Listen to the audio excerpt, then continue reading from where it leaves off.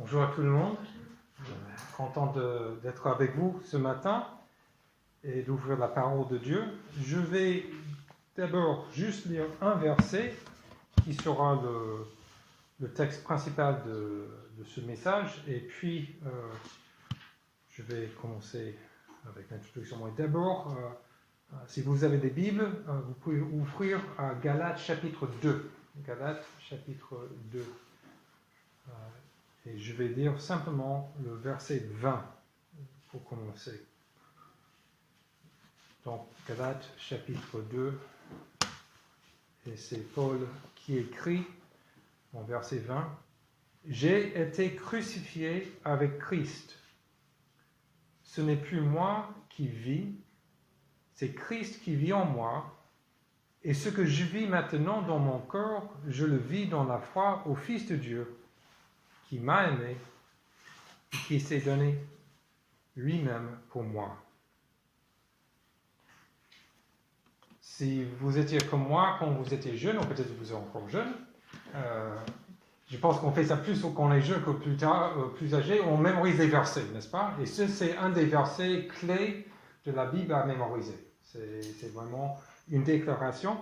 Mais on comprend qu'on est à la fin d'un chapitre, on est à la fin d'un récit que Paul était en train de dire. Mais je vais juste commencer de nouveau et je vais relire parce que ce verset, on veut vraiment le capter aujourd'hui ensemble.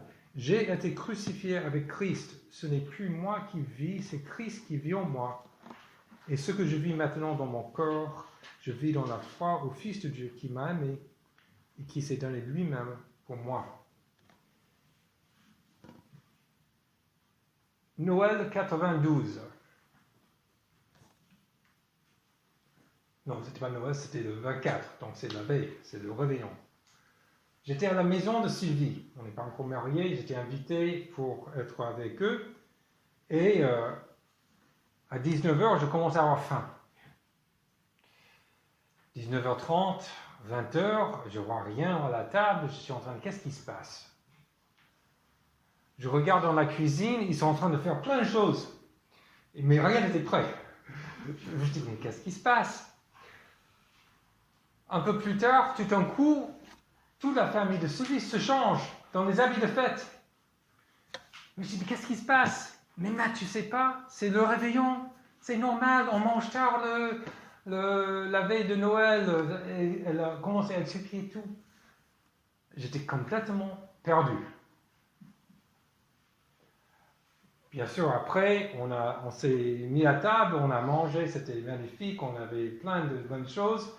Toujours, moi, je suis perdu parce que mon français était moins que parfait, c'était presque inexistant. Heureusement, certains membres de la famille de Sylvie parlaient en anglais. Le beau-frère qui est hollandais, bien sûr, il parle anglais, il parle plein de langues. Donc, mais j'étais plongé dans cette atmosphère, cette réalité-là. Je pense que plusieurs parmi ici connaissent ces réalités-là, d'être dans une autre culture, dans un autre lieu.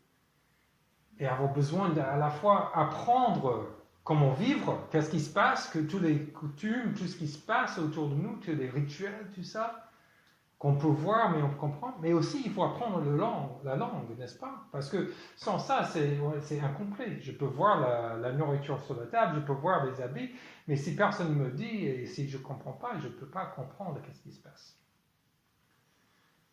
On a besoin à la fois de comprendre des choses, mais aussi on a besoin aussi d'entendre correctement. C'est la même chose avec l'Évangile. C'est la même chose. Et depuis plusieurs mois, même plus qu'un an, on était dans l'Évangile de Marc. Et le but de ces temps de ces prédications, c'était de capter ce récit de Marc, comment il compose et nous explique la vie de Jésus-Christ, son œuvre, tout ce qu'il a enseigné, à sa manière, de manière de Marc pour les faire, ces différents faits. Suite, on arrive à la croix, on entend que Christ est mort, et puis il est ressuscité. Et on plonge dans une réalité, on plonge dans quelque chose qui nous dépasse.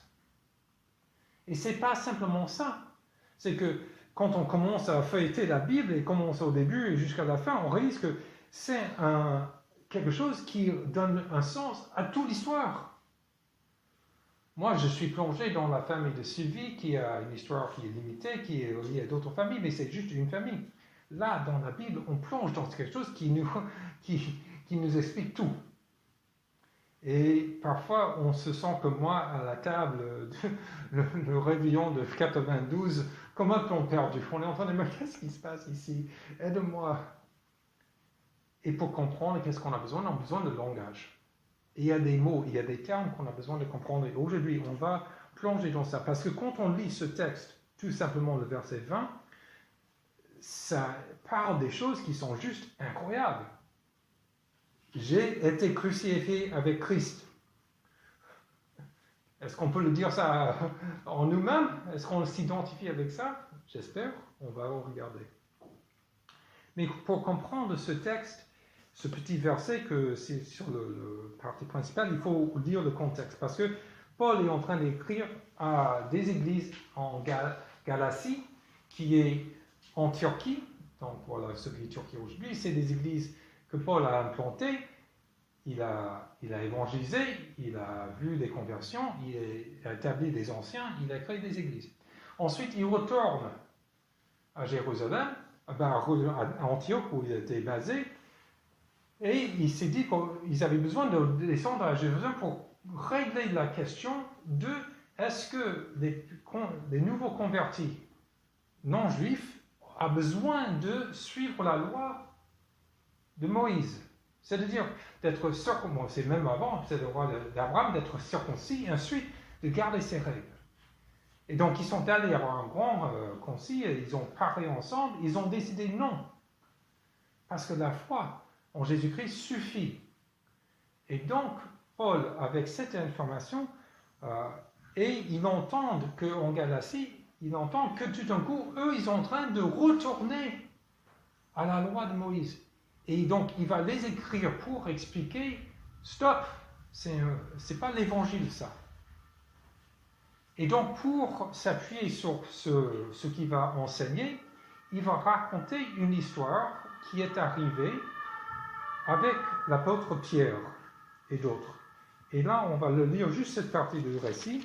C'est à partir du verset 11, et je vais demander à Aline si elle veut bien lire pour nous en Galates chapitre 2, verset 11 jusqu'à la fin du chapitre, s'il te plaît. Mais quand Céphas vint à Antioche, je lui résistai en face, parce qu'il était condamné. Car, avant que quelques-uns fussent venus d'auprès de Jacques, il mangeait avec ceux des nations, mais quand ceux-là furent venus, il se retira et se sépara lui-même, craignant ceux de la circoncision.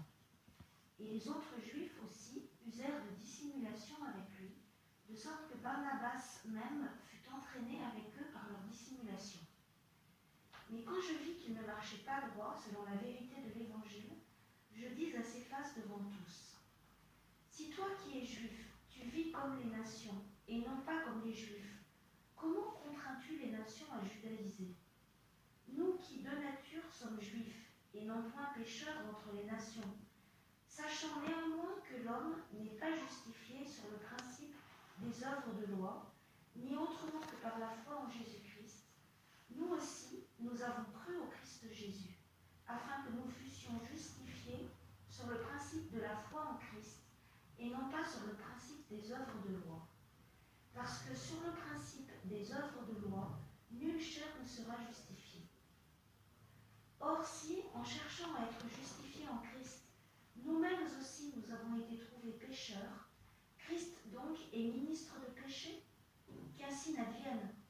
Car si ces mêmes choses que j'ai renversées, je les réédifie, je me constitue transgresseur moi-même. Car moi, par la loi, je suis mort à la loi, afin que je vive à Dieu.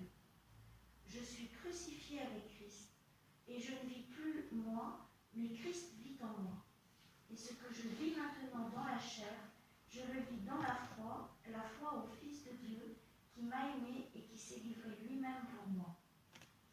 Je n'annule pas la grâce de Dieu, car si la justice est par la loi, Christ est donc mort pour rien. Merci. Ce texte nous plonge dans un vrai controverse, un vrai problème, Paul utilise un langage vis-à-vis de Pierre qui est très fort, n'est-ce pas? Il est condamnable. L'hypocrisie, dissimulation, c'est incroyable.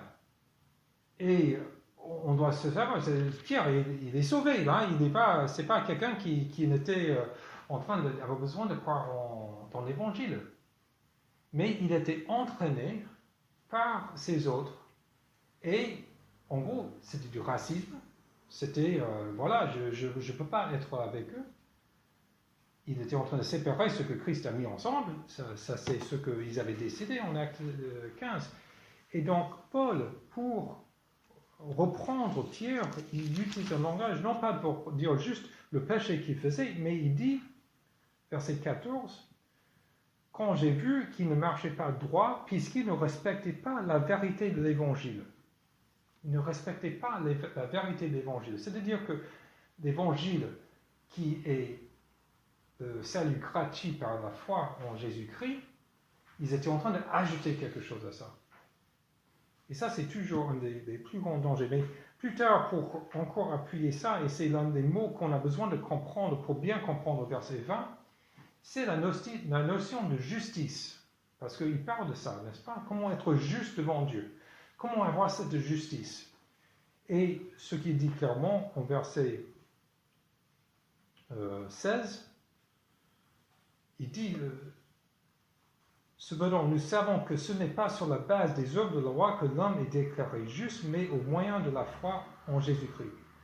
Ainsi, nous aussi, nous avons cru en Jésus-Christ afin d'être déclarés justes sur la base de la foi en Christ, et non des œuvres de la loi, puisque personne ne sera considéré comme juste sur la base des œuvres de la loi. » Donc cette notion de justice, une petite illustration qui peut nous aider à comprendre qu'est-ce que ça va dire vraiment, c'est que ça implique, imaginons, il y a une famille, il y a des parents et un enfant, et cette famille, ils ont besoin d'être à un rendez-vous très important à la fin de la journée.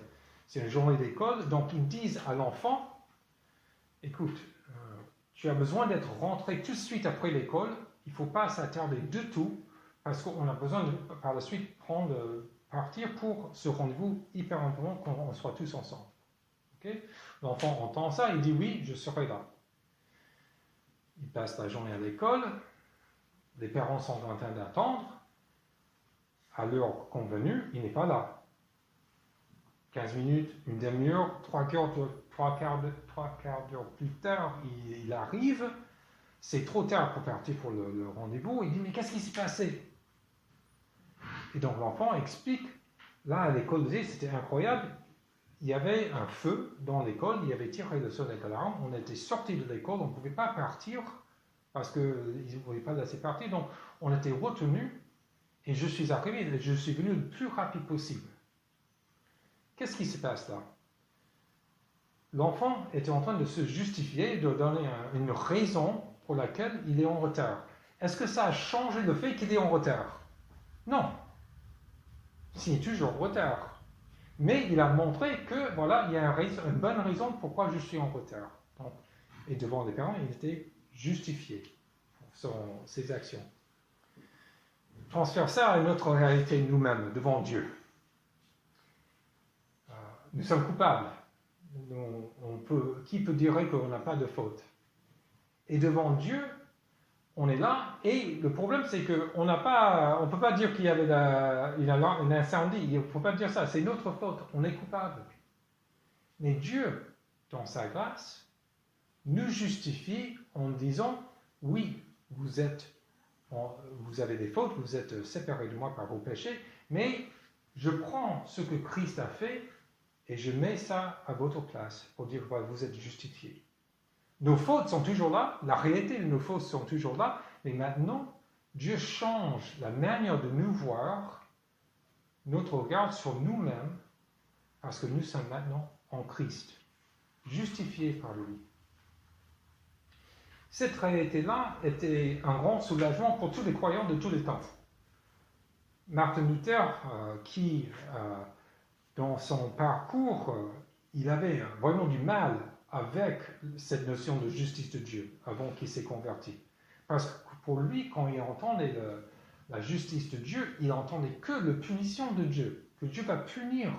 Et donc, il faisait tout ce qu'il pouvait pour enlever ses fautes, pour expier des choses, mais il ne pouvait pas faire ça lui-même. Il était vraiment en colère contre Dieu.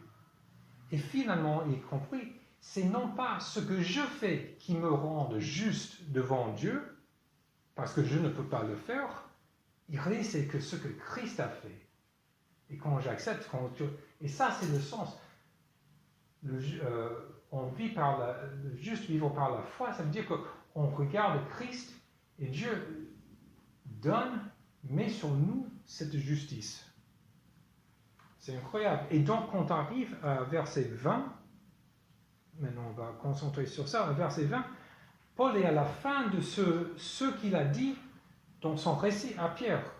Parce que c'est tout ça. Tout ça, si on lit, on comprend qu'il est en train de... J'ai parlé avec Pierre, j'ai dit ça, et après il a continué. Et maintenant, il fait cette déclaration qui est vraiment incroyable. J'ai été crucifié avec Christ. Ce n'est plus moi qui vis, c'est Christ qui vit en moi. Et ce que je vis maintenant dans mon corps, je le vis dans la foi au Fils de Dieu qui m'a aimé et qui s'est donné lui-même pour moi. Et là, si je peux dire, c'est qu'on est en train de comprendre non seulement la justice de Dieu et la manière que Dieu nous regarde, le regard de Dieu sur nous, mais maintenant Paul est en train de dire son regard sur lui-même. Et c'est incroyable ça. Paul est en train de parler, ok, maintenant, comment je me vois? Quel regard je porte sur moi-même? Et dans ce verset, on voit deux parties.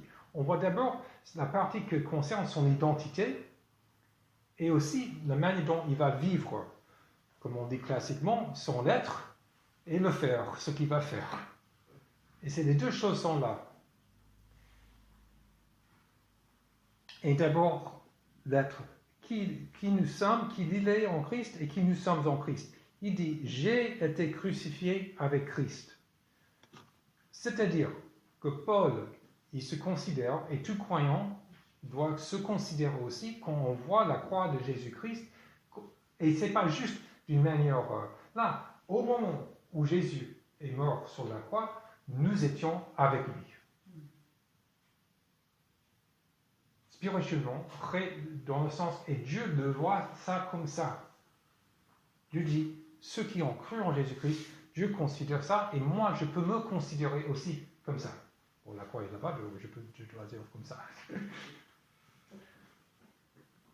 J'ai été crucifié avec Christ. Et en plus, ce n'est plus moi qui vis. Donc, je suis là, je suis vivant. Donc, mais qu'est-ce qu'il veut dire ça, par ça? Il dit, c'est que maintenant, il y a quelque chose, une autre réalité qui est entrée en moi. Et ça, c'est tous les bénéfices de la mort et de la résurrection de Jésus-Christ. Si vous lisez l'Ancien Testament, cet échange, cette réalité-là, est en prémisse, c'est là dont ils vivaient par la foi, ceux qui étaient sauvés, mais ils ne pouvaient pas dire ce qu'on dit ici, dans le sens que Christ vit en nous, Christ vit en moi. Et ça aussi, c'est quelque chose qu'on doit saisir par la foi. Et aussi, on voit son œuvre qui est en train de s'accomplir en nous, petit à petit. Mais la réalité est là. Donc, on a besoin de, quelque part, utiliser cette imagination, cette capacité que Dieu nous donne, de dire, voilà, il y a une vérité là, Christ est mort, il est ressuscité, je m'identifie avec ça, sa justice devient ma justice, et sa vie devient ma vie. Et maintenant, Paul se considère de cette manière-là. Et si on étudie les textes de Paul, tous ses épîtres, on sait que cette notion d'être en Christ, ou Christ en moi, sont capitales, sont au cœur de ce qu'il veut dire. Et aussi, c'était au cœur de l'enseignement de Jésus. Vous savez qu'en Jean 17, on peut regarder ça ensemble, Jean chapitre 17,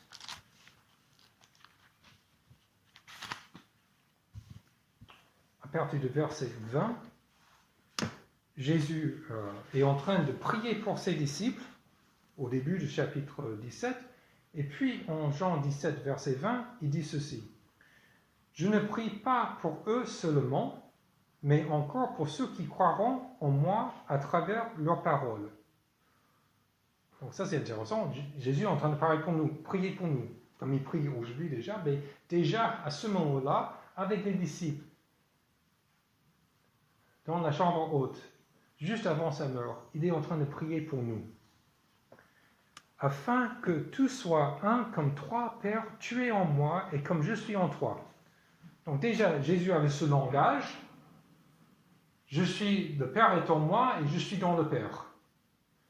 Et puis il dit, afin qu'eux aussi soient un en nous, pour que le monde croie que tu m'as envoyé. Je leur ai donné la gloire que tu m'as donnée, afin qu'ils soient un comme nous sommes un.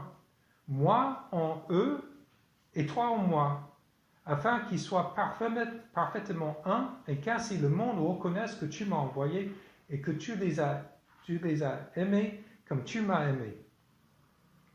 Ne va pas trop vite sur ce dernier verset-là. Jésus est en train de dire, le même amour que le Père avait pour le Fils, c'est le même amour qu'il a pour nous. Ce qui est formidable avec l'amour de Dieu, c'est que notre amour est imparfait. On veut aimer bien, on essaie d'aimer bien, mais c'est imparfait. Mais l'amour de Dieu est parfait. Et son amour est constant. Il aime le Fils comme il nous aime. Et ça ne varie pas. Qui peut nous séparer de l'amour de Dieu en Jésus-Christ? Rien. Père, je veux que là où je suis, ceux que tu m'as donnés soient aussi avec moi, afin qu'ils contemplent ma gloire, la gloire que tu m'as donnée parce que tu m'as aimé avant la création du monde. Père juste, le monde ne t'a pas connu, mais moi je t'ai connu, et ceux-ci ont reconnu que tu m'as envoyé.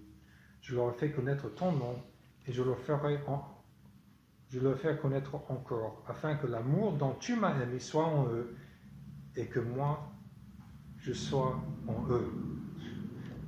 L'amour de Dieu en nous, et Jésus en nous. Jésus a déjà prié pour ça. Et Paul est juste en train de revenir à ça, de dire ça à sa manière-là. J'ai été crucifié avec Christ. Et ce n'est plus moi qui vis, c'est Christ qui vit en moi. Prenons juste un moment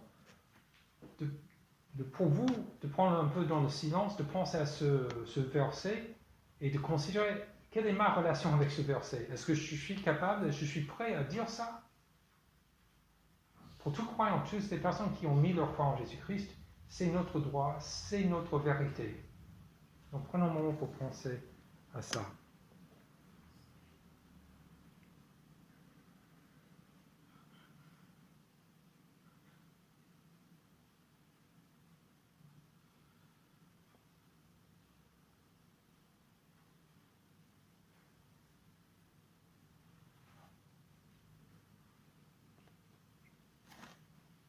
Amen.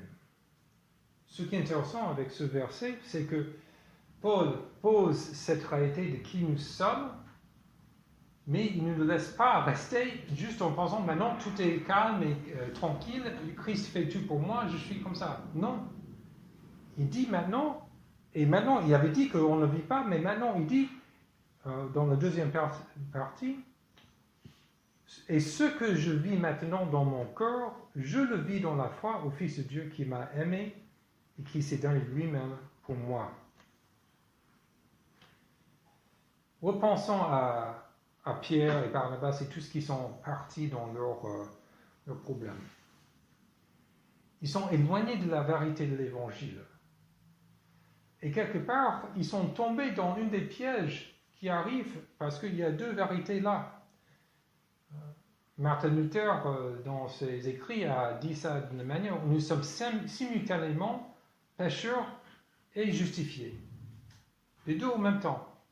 Et ce qui arrive parfois dans les erreurs dans l'Église, c'est que soit on va mettre trop d'accent sur le fait qu'on est justifié, et ça veut dire qu'on peut faire ce qu'on veut, ou on va mettre l'accent sur l'autre côté, qu'on est pécheur, et donc on va essayer de créer des systèmes pour éliminer ce péché.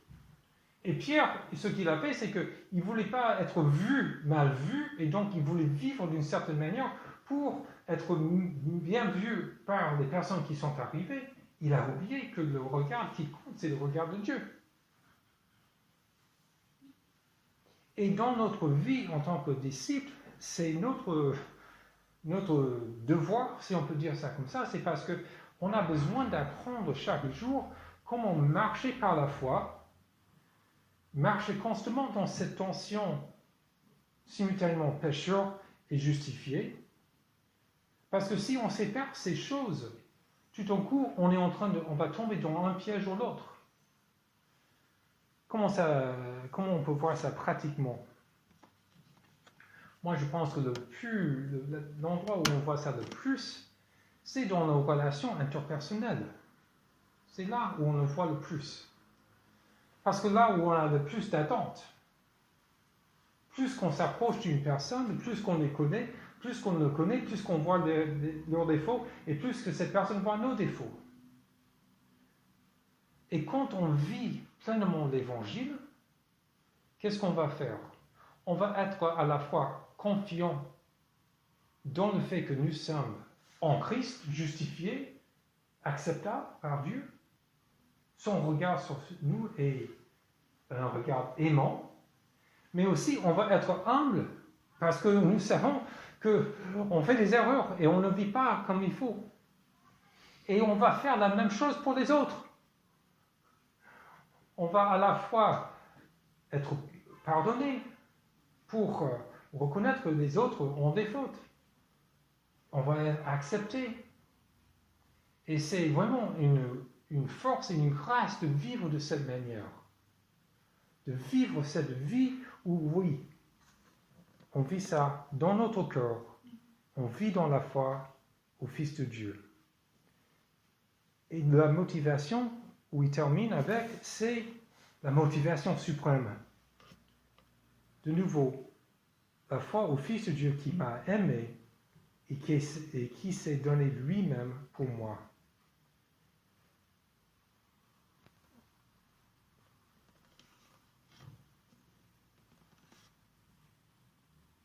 Et dans cette partie-là, on revient aussi sur cette notion relationnelle de l'Évangile, cette notion que Dieu veut nous inviter dans cette union avec lui, nous accepter, couverts par la justice de Christ, Christ qui est allé plus loin qu'on t'imagine, qui a accepté de mourir, le Fils de Dieu. On a parlé de ça ces 2 derniers dimanches.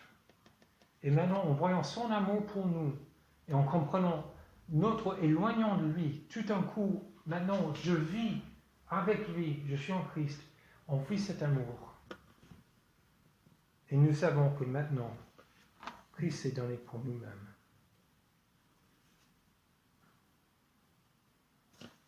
J'ai été crucifié avec Christ. Ce n'est plus moi qui vis, mais c'est Christ qui vit en moi.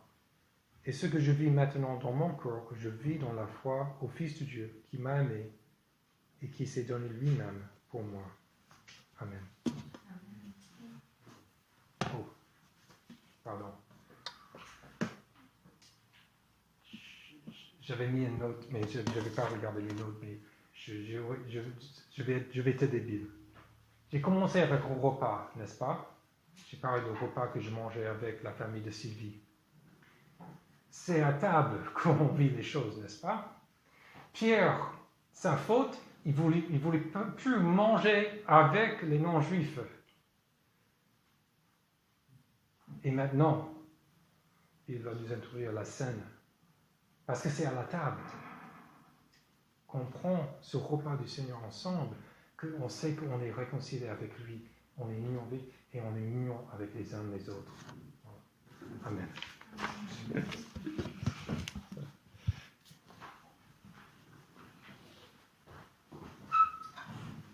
Merci Marc pour ce message qui nous rappelle vraiment des choses fondamentales. Et même, il me semble qu'à travers ce message, j'ai vu des aspects